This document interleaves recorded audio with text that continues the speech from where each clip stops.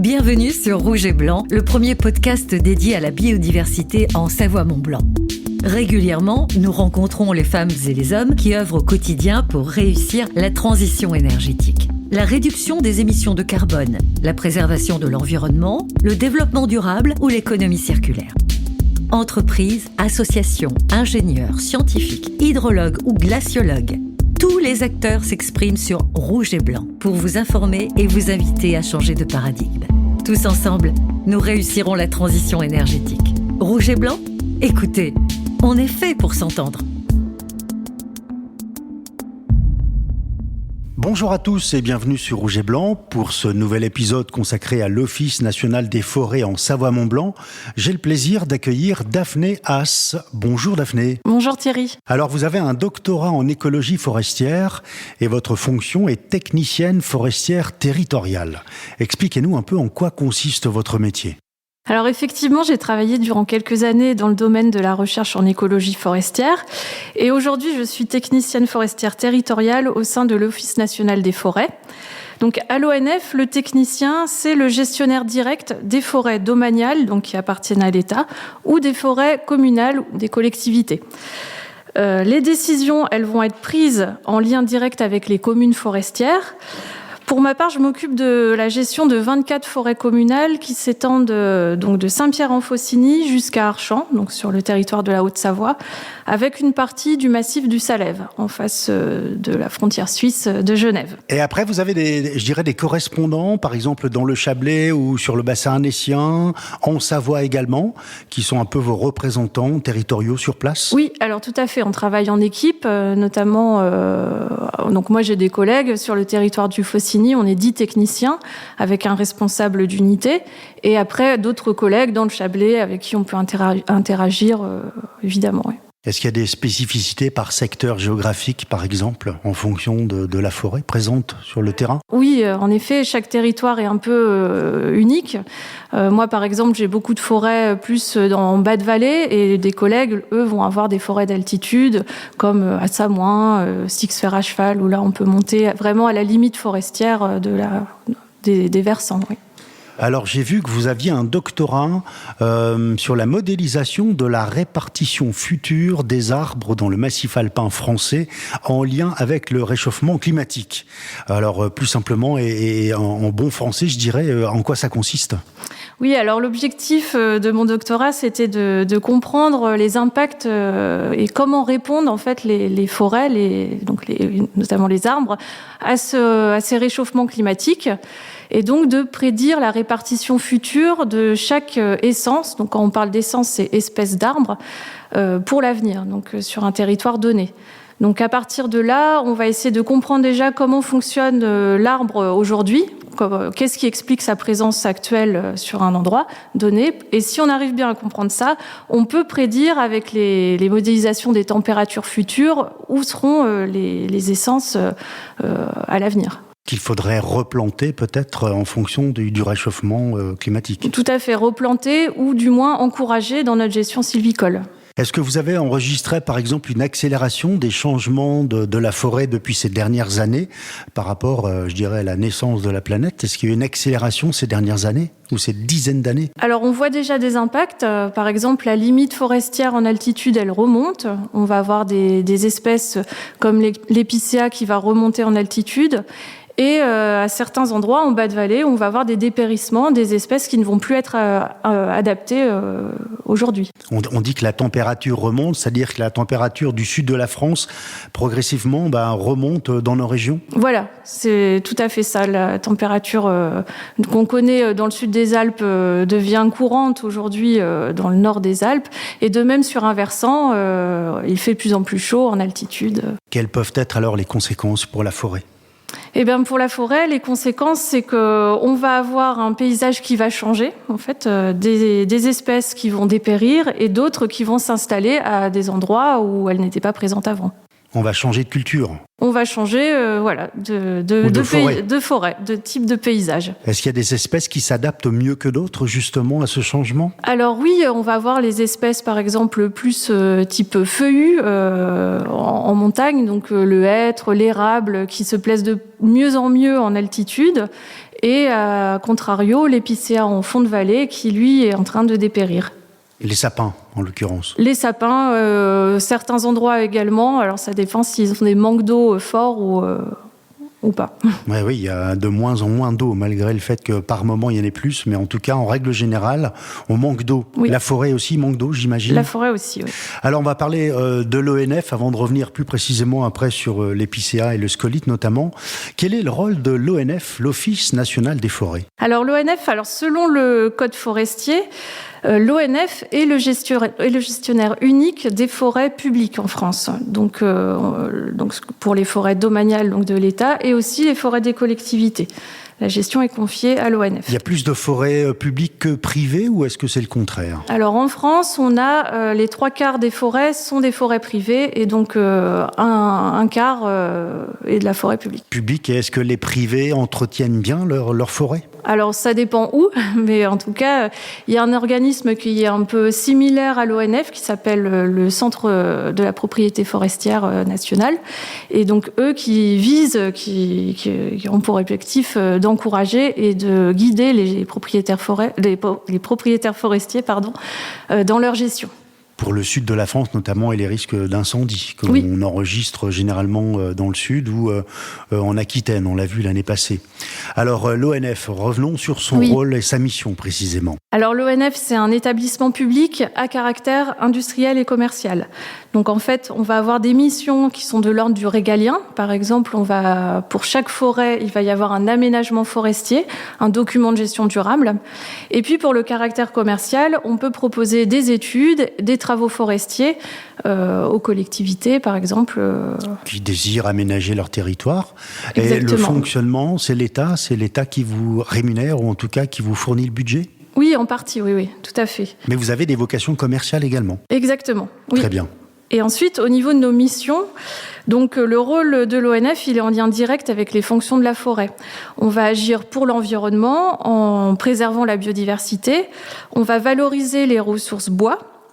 On va faire de l'accueil du public et aussi on va prévenir contre les risques naturels. Et ça, c'est très important sur notre territoire des Savoies, la forêt, elle permet d'éviter, de retenir les avalanches, les glissements de terrain. On peut aussi avoir un rôle de la forêt, alors là, sur nos côtes du littoral, pour le maintien des dunes. Et donc, en fait, on parle d'une gestion multifonctionnelle de la forêt. Est-ce qu'il y a des risques particuliers chez nous, ici, en Pays de Savoie ? Alors les risques, ça va être justement cette forêt de protection contre les risques avalanches et glissements de terrain. Donc ça, c'est vraiment important. L'autre rôle qui est fort et qu'il ne faut pas oublier, c'est la production du bois. Donc c'est d'alimenter la filière bois qui, quand même, dans les Savoies, ça représente 880 emplois de la filière. Donc c'est quand même un domaine où il y a du monde. Important. Est-ce vous parlez là de la construction des chalets, par exemple, ou d'habitation en bois ? Voilà, la filière, ça va de l'exploitant forestier au technicien forestier, donc nous, jusqu'aux scieurs. Voilà, toute une filière qui comporte plein de métiers différents. Alors, quand vous parlez de la forêt, vous parlez de la forêt, de la nature, mais également de ses habitants, on va dire, entre guillemets. Le vivant, voilà. La forêt, il faut voir ça comme un écosystème, donc c'est pas que les arbres, c'est aussi la faune, la flore, le sol, tout ce qui l'entoure, tout ce qui la compose. C'est réglementé, vous êtes assermenté, vous pouvez intervenir ? Oui, tout à fait. Les agents sont assermentés pour faire de la police de l'environnement, uniquement. Quels sont les problèmes que vous rencontrez le plus souvent avec le public, justement ? Alors, on va avoir de la circulation en véhicule à moteur sur des zones, des pistes ou des routes forestières où c'est interdit. On peut avoir également des infractions liées au barbecue. Alors vous qui avez le Salève, il y a pas mal de barbecue et de risques l'été sur le Salève, non ? Oui, tout à fait. Alors là, selon le code de l'environnement et le code forestier, tout feu est interdit à moins de 200 mètres d'une forêt. Donc ça, tout au long de l'année, en fait. On n'a vraiment pas le droit de faire un feu même un feu dans un barbecue. Donc c'est d'autant plus dangereux quand on est en plein milieu de l'été avec une canicule et une sécheresse et avec un risque incendie fort, où là, on va être amené à faire des missions de police pour justement prévenir les risques incendie. Oui, parce que même si le Salève est à plus de 1000 mètres d'altitude, il y a encore beaucoup de forêts sur le Salève. Tout à fait, oui. Oui. Alors, les enjeux auxquels vous êtes confrontés aujourd'hui, on parlait de l'épicéa tout à l'heure, l'épicéa et le scolite. Alors, on peut peut-être, Daphné, rappeler à nos auditeurs, qu'est-ce qu'un scolite ? Alors le scolite, c'est un petit insecte, ça fait quelques millimètres en fait, c'est vraiment petit. Et donc c'est un insecte qui vole et qui va pondre en fait sous l'écorce de l'arbre.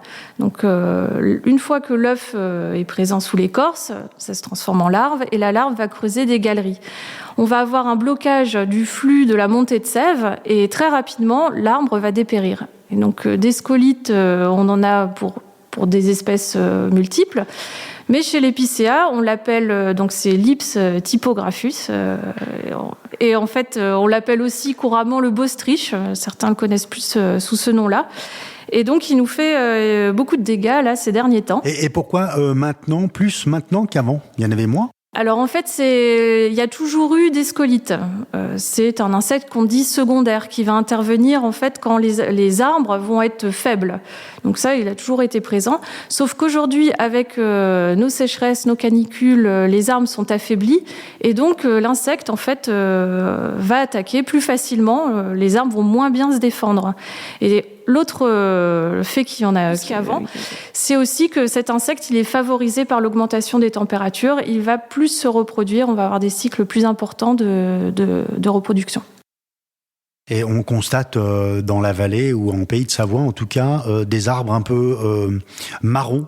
On voit qu'il n'y a plus de vert. En fait, ils sont atteints par ce scolite. Tout à fait. Alors oui, une fois que le scolite a attaqué, on va avoir soit de la sueur sur le tronc, ou rapidement en fait les aiguilles qui vont rougir et puis tomber. Comment on peut lutter contre le scolite ? Alors nous, de façon déjà, on surveille les forêts. Donc ça, c'est des... oui.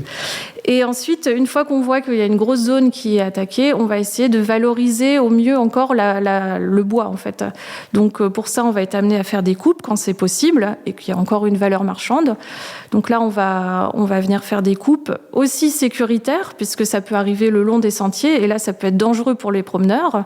Donc, on intervient. Après, à moyen terme, nous, dans notre gestion sylvicole, ça va être de plus faire de monoculture, ne plus faire de plantation uniquement d'une seule espèce, comme ça a été le cas beaucoup pour l'épicéa. Ça va être justement, si on replante, de planter 2, 3, 4 espèces différentes pour éviter ce genre d'attaques parasitaires fortes comme on connaît aujourd'hui. Des espèces qui seraient moins exposées au scolite. Tout à fait. On peut préciser qu'une fois que l'arbre est atteint du scolite, de cette maladie, on peut quand même le couper, il peut quand même servir à la construction de chalets. Oui.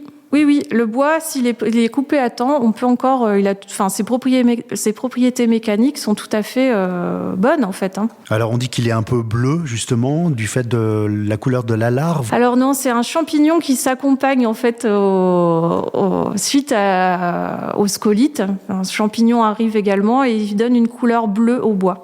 Mais ça n'altère pas du tout ses propriétés mécaniques. Donc ça veut dire que politiquement, on pourrait continuer et promouvoir ce bois atteint du scolite pour continuer à faire des chalets ou des charpentes. Tout à fait, oui. Très bien. Alors l'épicéa, c'est quand même un problème. On peut dire à quelle hauteur, quel pourcentage dans notre région ? Alors pour vous donner quelques chiffres, en fait, en 2023, au 1er décembre, on avait identifié 110 000 mètres cubes de bois scolité qui ont été coupés ou qui allaient être coupés. Donc par rapport à 2022, on avait 40 000 mètres cubes de bois sec. Donc ça représente quand même en Haute-Savoie plus de la moitié des arbres, du bois récolté. Donc la moitié du bois récolté a été du bois scolité. Donc c'est très important quand même. Est-ce qu'à terme, ça veut dire qu'il y aurait de moins en moins d'épicéa et qu'il n'y en aurait plus ?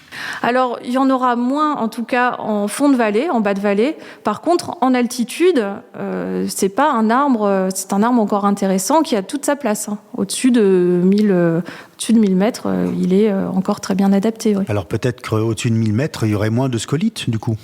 Alors oui, après, on ne comprend pas tout.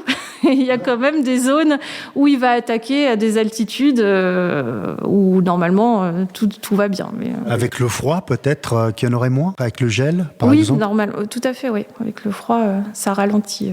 Et comment on peut protéger la forêt et protéger l'épicéa nous-mêmes à notre niveau ? Eh ben, il n'y a pas vraiment de recette miracle. C'est ça, c'est un peu là où on est confronté à une urgence, en fait. On essaye de réagir au mieux. Il n'y a pas de traitement qu'on pourrait pulvériser, en tout cas. Pas de traitement, non. Et comment nous, en règle générale, peut-on protéger la forêt ? La forêt, c'est important, ça capte le carbone, comme on dit. C'est 1 mètre cube qui capte 1 tonne de carbone ? Oui, tout à fait, ouais, c'est ça. Donc c'est très important. Comment on peut la protéger au quotidien ? Déjà, en ayant conscience que chacun a un impact sur la forêt. Donc il y a des règles à respecter, un savoir-vivre à avoir en forêt. Donc par exemple, si on aime se balader, il faut rester sur les sentiers qui sont dédiés aux promeneurs. Rentrer au sein de la forêt pour aller ramasser des champignons, ça a un impact. On peut déranger la faune, marcher sur une plante qui est protégée. Voilà, il faut être informé, savoir que la forêt, elle est vivante. Elle est vivante. Est-ce que c'est pour ça qu'on n'enlève pas, comme on dit, le bois mort en forêt, qu'on le laisse parce qu'il y a un écosystème, en fait ? Oui, c'est très important de garder du bois mort. Alors parfois, on nous dit, oui, maintenant, vous les forestiers, vous vous occupez mal des forêts parce qu'elles sont sales. Alors c'est là où on explique, c'est pas propre. Il y a trop de bois mort. Il y a des branches partout, donc en fait non, on les laisse exprès parce qu'en fait la majorité de la biodiversité en forêt, elle est présente dans le bois mort. Donc c'est des écosystèmes essentiels qui vont servir, par exemple, à nourrir des oiseaux, pour certaines espèces à se cacher. Et puis il y a des multitudes d'insectes, de champignons qui sont liés à ce bois mort, donc c'est vraiment essentiel. Ouais. On a constaté, notamment sur le bassin annécien, il y a eu une grosse sécheresse, et ailleurs aussi en Pays de Savoie, des arbres qui tombent. En fait, est-ce qu'ils sont victimes de la sécheresse ? Ils deviennent secs et plus fragiles ? Alors oui, tout à fait. Et ça, c'est très certainement ce que vous avez vu, c'est très certainement de l'épicéa qui a séché. Et il y en aura de plus en plus. Oui. Et c'est la raison pour laquelle on les laisse aussi comme ça, couchés. Alors, s'il n'y a pas d'intérêt d'aller les exploiter, on les laisse. Et puis, voilà, ça continue de vivre sa vie, en quelque sorte. Et comment faites-vous la prévention auprès du public pour justement avoir un bon comportement en forêt ? Comment informez-vous les gens ? Alors, on a un vrai rôle d'accueil du public. Donc ça, on va faire des interventions, parfois dans les écoles, auprès du grand public, via des balades en forêt. On va emmener des scolaires planter des arbres lorsqu'on fait nos plantations à l'automne. Donc beaucoup de communication pour essayer justement d'expliquer aux gens tous les rôles et la fonction de la forêt, et que la forêt, c'est pas que pour se promener, ça a aussi d'autres objectifs, enfin d'autres utilités, notamment surtout le bois, où aujourd'hui il est parfois mal vu de couper un arbre. Et on coupe de plus en plus de bois pour les constructions notamment. Alors de plus en plus, pas forcément, mais en tout cas, on en a toujours besoin, puisque le matériau bois est utilisé dans la construction, pour le chauffage, pour les meubles. Donc notre bois, il faut aller le chercher. C'est une ressource, donc une ressource qu'il faut aller chercher de façon proche, au niveau local. Est-ce qu'on plante des arbres ? Est-ce qu'il y en a de plus en plus, par exemple ? Alors on en plante, oui, on en plante de plus en plus puisqu'on a beaucoup de dépérissement. Donc c'est vrai qu'on va avoir parfois sur certaines zones des fortes plantations. On a le cas par exemple cette année à Samoin où il y a eu énormément d'épicéas qui ont dépéri, et on a fait de grosses plantations cet automne. Qu'est-ce que vous replantez principalement ? De l'épicéa ? Ah non, pas du tout. Alors là, du coup, on va faire des diagnostics de terrain avant on plante pas n'importe quoi, n'importe où. Donc on va d'abord regarder le type de sol, la profondeur, quelle espèce pourrait être adaptée à telle altitude. Ça, on a aussi des outils qui sont liés à des travaux scientifiques qui nous permettent justement d'imaginer, en tout cas potentiellement, quelle espèce dans 50, 100 ans, 150 ans, quand elles seront récoltables, est-ce qu'elles seront adaptées au climat futur. Combien de temps faut-il pour qu'un arbre devienne adulte ? Une centaine d'années en général alors ça dépend quelle espèce, mais pour la plupart, on compte à peu près en 100 ans, oui. Et donc les collectivités vous consultent pour aménager leur territoire en termes de plantation, justement, comme ça ? Alors nous, vu qu'on est leur gestionnaire, on va leur proposer, on va leur donner des choix. Et ensuite, libre à eux de réaliser ou non ces plantations. On n'est que proposition. Et concernant les privés, les particuliers qui doivent entretenir leur forêt, comment font-ils ? Est-ce qu'ils vous consultent également, ces gens-là ? Alors, ils peuvent nous appeler. Après, nous, souvent, on les redirige vers l'organisme qui peuvent s'en occuper, donc le centre de la propriété forestière. Après, il y a beaucoup de choses sur Internet aussi. Parfois, il suffit de chercher un petit peu. Il y a beaucoup de manuels, de guides qui permettent de faire des diagnostics simples dans leur forêt et de savoir quoi planter. Est-ce que les gens jouent bien le jeu, ces propriétaires forestiers ? Est-ce qu'ils jouent le jeu ? Est-ce qu'ils entretiennent bien leur forêt ? Alors ça dépend qui, comme toujours, mais l'autre souci en France, c'est qu'on a un gros morcellement de la forêt privée, en fait. Il y a beaucoup de propriétaires qui ont moins d'1 hectare de forêt, donc beaucoup, en fait, ne savent pas qu'ils sont même propriétaires de forêt. Donc c'est vraiment un des enjeux en France par rapport à ça. Alors en forêt, Daphné, existait-il une signalétique pour justement informer le public sur ce qu'il est convenu de faire ou pas ?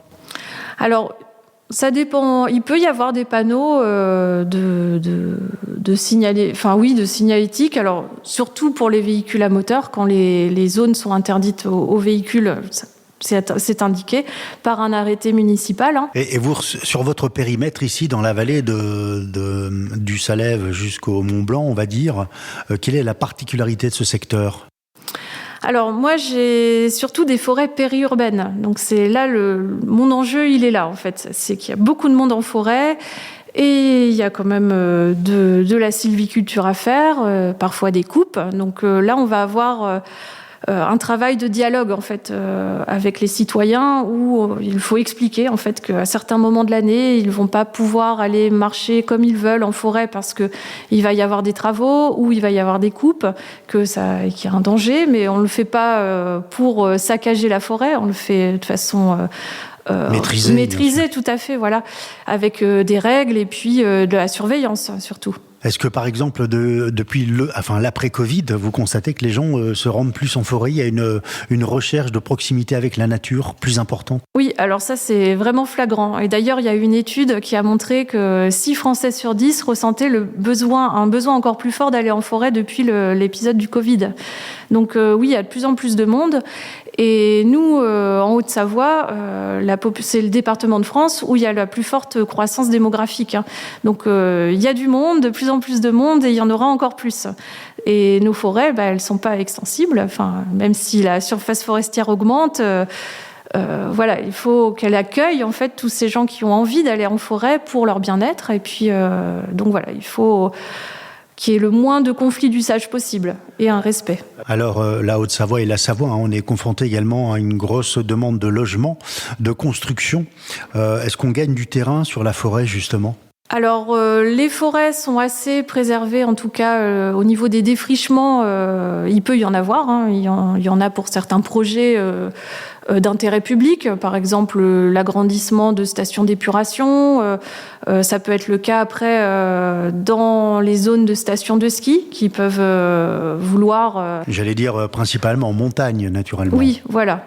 Mais après, lorsqu'il y a un défrichement, il y a des mesures compensatoires. Enfin, ce n'est pas fait non plus n'importe comment. Et puis, ça peut être des projets qui sont finalement avortés parce qu'ils n'ont pas une vraie utilité. On a quand même un levier pour protéger nos forêts. Est-ce que vous avez, le pouvoir de faire stopper ou annuler une promotion, justement, parce qu'elle ne serait pas adaptée en montagne ? Alors nous, on a un avis consultatif.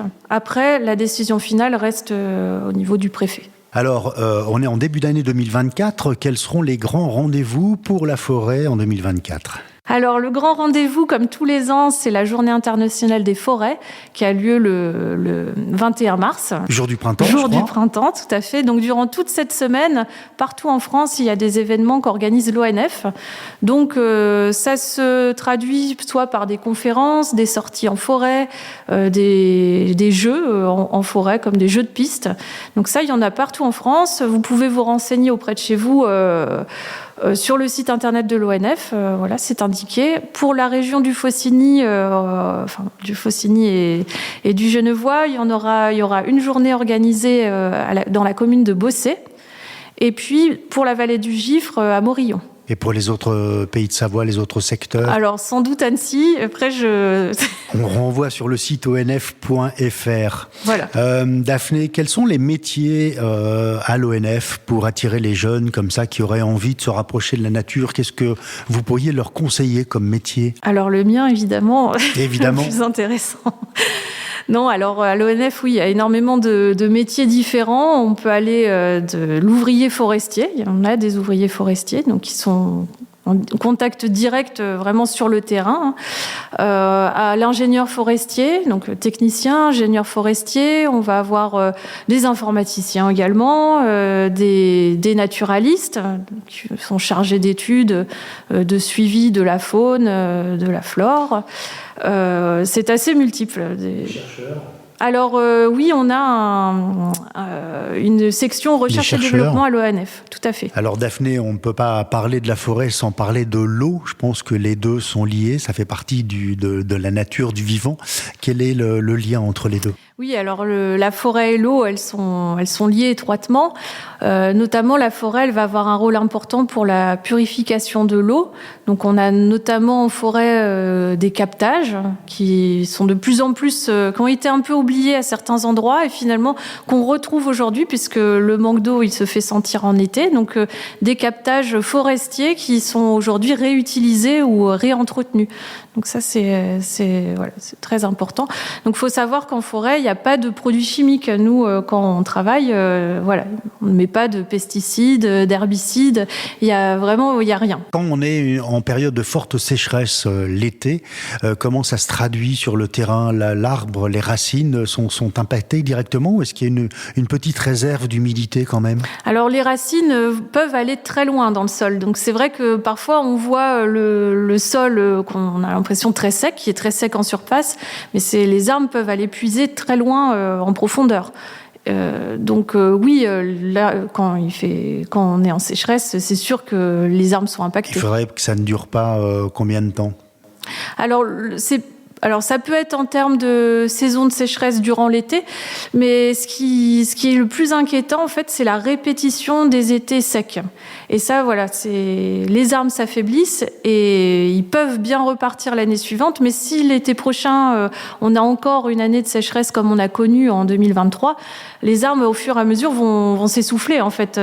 Et ça peut créer, à long terme, ces successions de sécheresse, des dépérissements sur des arbres, en fait, qui allaient très bien, en fait. Est-ce que les fluctuations, justement, entre ces périodes de sécheresse et ces périodes de forte pluie, comme on a connu en fin d'année, comment réagissent les arbres, la forêt, justement, à ces fluctuations importantes qu'on n'avait pas auparavant? Alors là, on va plus être autour du sol, qui a été très sec et d'un seul coup gorgé d'eau. Et comme on a pu voir là récemment, des glissements de terrain ou de l'érosion, c'est dû à un sol qui est abîmé, en fait. Il y a trop d'eau? Il y a eu trop d'eau, oui. Donc ça glisse ou c'est moins stable? Tout à fait. Alors Daphné, il y a une tradition sur Rouge et Blanc, c'est que notre invité envoie un message à nos auditeurs en fin d'épisode. Quel serait votre message? Eh bien, le message, ça serait d'abord rappeler que la forêt en France, elle augmente en surface. Donc, c'est une bonne chose. On a de plus en plus de couverture forestière. Et puis, qu'en France, on a, depuis plusieurs années, une prise de conscience collective de l'importance de la forêt pour notre bien-être et aussi que la forêt nous rend des services, qu'il faut la préserver, la protéger. Donc, Vous diriez que le message est passé? A été reçu par la population? Oui, je pense, ouais. Après, il faut garder en tête que on a tous un impact qui soit positif, mais parfois aussi négatif sur la forêt. Donc il faut garder que le positif. Tout à fait. On fera attention. Je renvoie nos auditeurs sur le site onf.fr pour avoir toutes les informations, que ce soit au niveau national ou régional également. Oui. Merci Daphné. Merci à vous. Merci bientôt. Thierry. À bientôt. Vous avez aimé cet épisode ? N'hésitez pas à nous mettre une étoile, donner votre avis sur les plateformes de podcast et partager nos épisodes sur les réseaux sociaux. Si vous désirez nous proposer un invité, une idée d'épisode sur la biodiversité, n'hésitez pas à nous écrire. Abonnez-vous à Rouge et Blanc pour être informé des nouveaux épisodes. À bientôt.